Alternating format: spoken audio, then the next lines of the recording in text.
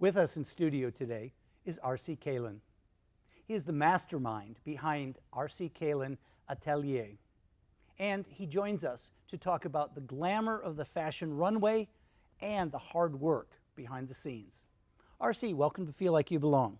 Thank you very much for having me. Yeah, it's a real pleasure to have you, and you have really exciting work, and so looking forward to talking about that in just a minute. But your life started in your native Philippines. Yes, Talk about growing up there, your family. Well, growing up in the Philippines, it's in where I am right now in the industry. It's really hard because there's not a lot at my time. There's not a lot of avenue and opportunity to really flourish it.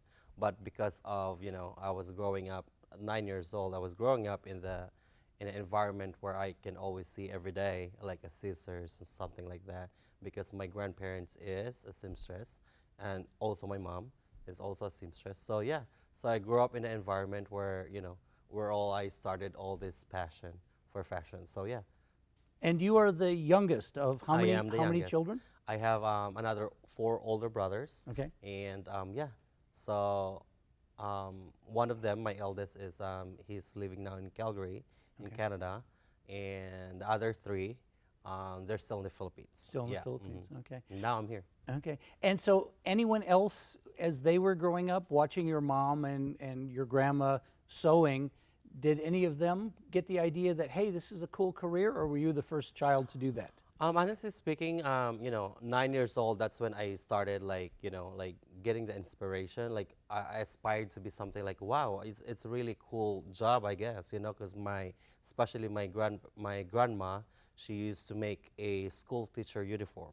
Okay. Yeah, in the public school. So she always have all these fabrics, and every time that I see her, like, wow, I think it's gonna be a great job, a future job. But for sure, each parents, they always have their own, like, what do you call that? Dream for their kids, like who you're gonna be when you grow up. Like before I thought like I'd like to be an attorney, and then I changed my mind and I'd like to be a doctor and all that. But yeah, I mean, I'm the only one. I'm not really sure, but in my family, my immediate family, my cousins and all that, I feel like I'm the only one, like really like going to be like them too. Sure. Yeah.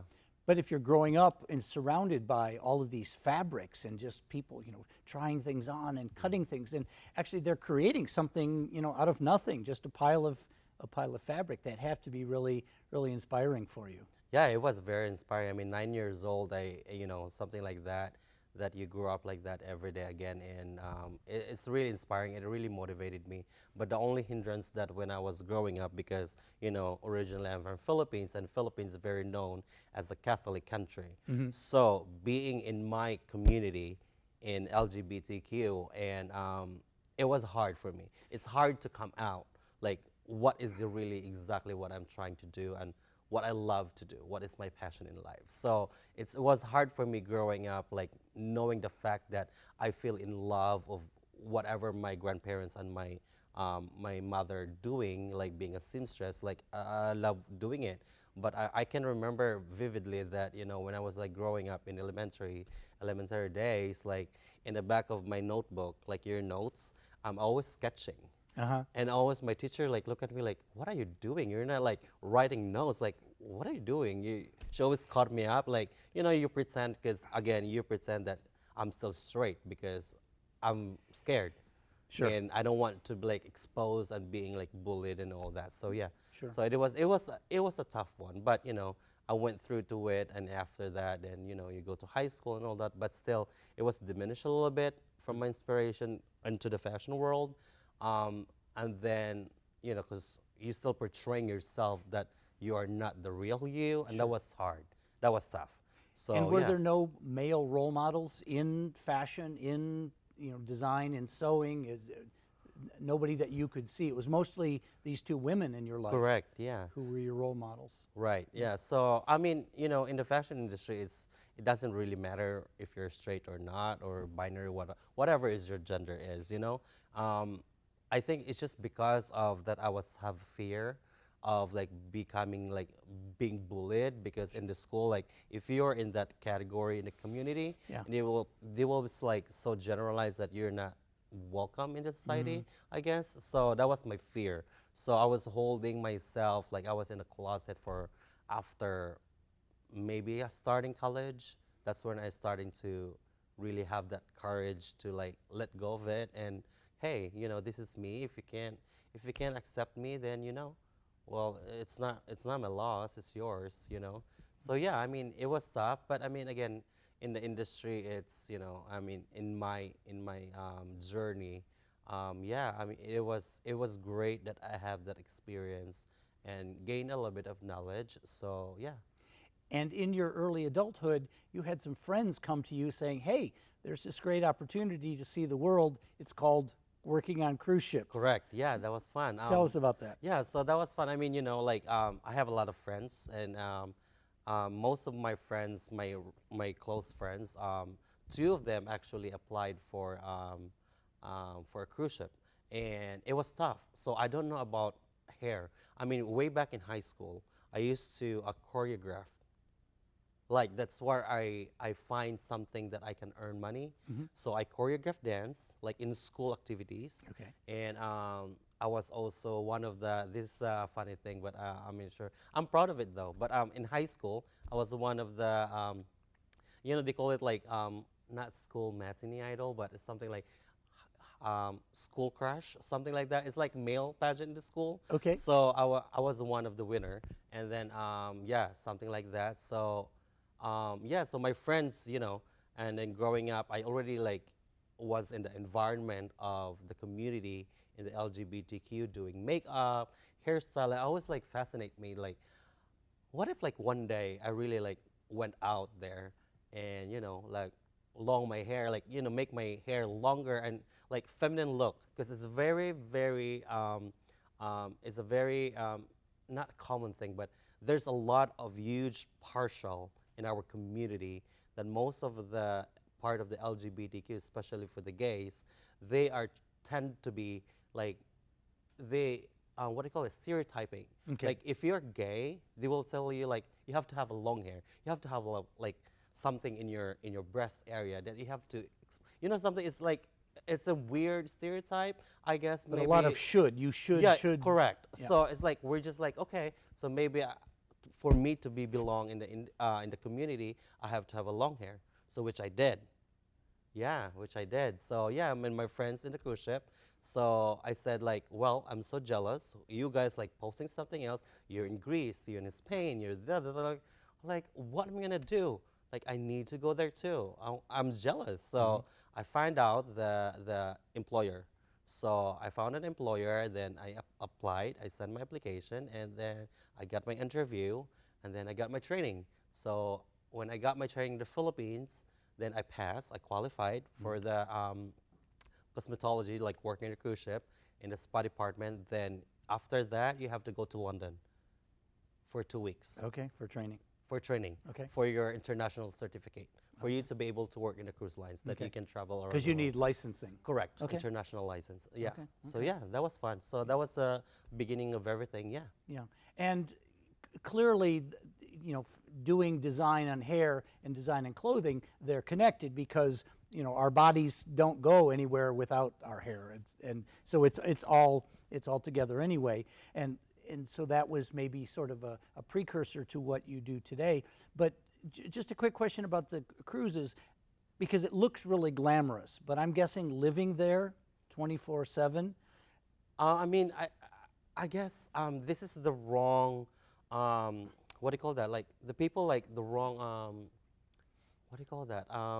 They will feel like, oh my God, you work in a cruise ship, your life is so hard. No, it's not true. Actually, our life is really, really great because first off, we have whatever is the guest, especially us, like we call that the staff members. We are not the crew members. The crew members are the one like working in the, the cabin stewards and all that. Okay. So And people running the engines. correct. Okay.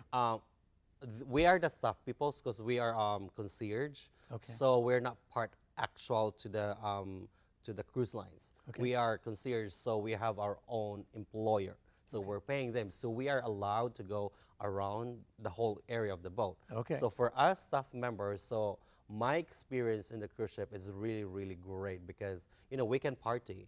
We can party. We can go mingle with, not really mingle with the guests, but we can party with them. But know? you can enjoy the nicer side of Correct, yeah. and eat well. Oh yeah, we have free food, Okay. free cabins. Like, where to get that? Okay. And then all you have to do is work hard to earn that money. Okay. You know, and that's it. I mean, that's what I've been doing, and I really enjoyed it. I mean, you're traveling the world for free, and where you can get that? You know, not on land, for sure. Yeah. And eventually you met an American. Correct. Yeah. Yeah. And fell in love. Yes. Yeah. It was And- like Titanic. You know what I mean? It's like a Titanic story. Without the tragic ending. No, no, no. It was a very, very, very beautiful ending. Yeah. Yeah. Look at me now. Yeah, yeah. Yeah, sure. And eventually, so you met in, I think, '07, and then you came to the U.S. A couple of years later. Yes. I met him actually in 2010. Oh, okay. Yes. So I met him late August in 2010. I was in a Cape Canaveral. I was assistant manager that time, one of the cruise lines that I work with in Carnival Cruise Lines. And then, my role then was like, I was like for embarkation day, like the first day of the cruise, like when the guests coming on board, and I introduce all the treatments or the services that we offer on board in spa. Okay. So, so I'm the one doing the host. So I explain everything, like what we do here, blah, blah, blah, la, la, la. And I think he found me. He saw me there while I was doing the tour for the guest tours. So that was the start of it. And then I was looking to my column, which is for my whatever is my my services. Sure. Like I saw a lot of like, oh, the same person. It's like, Signing up again and again. exactly. So I was like, okay. So that was 2010, late August, and then afterwards, it's a really funny story though because it's kind of like magical to me because I can really like. It really reminds me of like when you find a true love, it does not matter who you are, what is your like age gap, like all this, like because we have a little bit of age gap. Okay. Not a little bit, but for some other people they will be like, you know, like, oh, that's a long gap, but no, it's not really. It's like It's a your matter life. of like You get to choose. Exactly. It's a matter of like what you feel inside, and it really like to me it really sparks. You know, and I thought like honestly speaking, I thought that he was not be the person that I'm going to be living for my whole life, and because you know I was young then, way back then I was in my 20s, and so I feel like wow. I was like, there's something going on here. So we keep communicating. So after the cruise, so this embark before leaving the cruise. It was a 7 days cruise. So before leaving the cruise, we talked after my last treatment for him. We talk about like, okay, so how are we gonna connect again? Because we really get connected. Yeah, So so good chemistry is good chemistry. correct. Yeah. So I was so tired because the day before debarkation, we clean up the whole spa. So we have to clean and everything, and we finished around like 11:30 in the evening, and it was so tiring. It was a tiring cruise, and then like I need to, you know, we need to communicate and we need to talk like how are we going to communicate after this, you know? So actually, it's like 3 times that I have to go to the very front of the boat. It's like very Titanic Yeah, moment, you know? absolutely. I'm So getting the picture. yeah, so, and I couldn't get him. Like I couldn't get contacted him because I think he was somewhere in the dinner and he was in the casino area, so there's no one answering his phone on the boat, which is not allowed actually. Okay. So I was sneaking his number because I know. So and I left a message. I told him that we need to meet up at the very end of the boat, like in the very front of the boat. Sure. And it was like almost 1 o'clock, and it was so dark that you can really see the the actual face, but you can just see a shadow. But it was fun because it was just like outside of my door in our cabin, so we just go straight. I have a bottle of beer. I was smoking.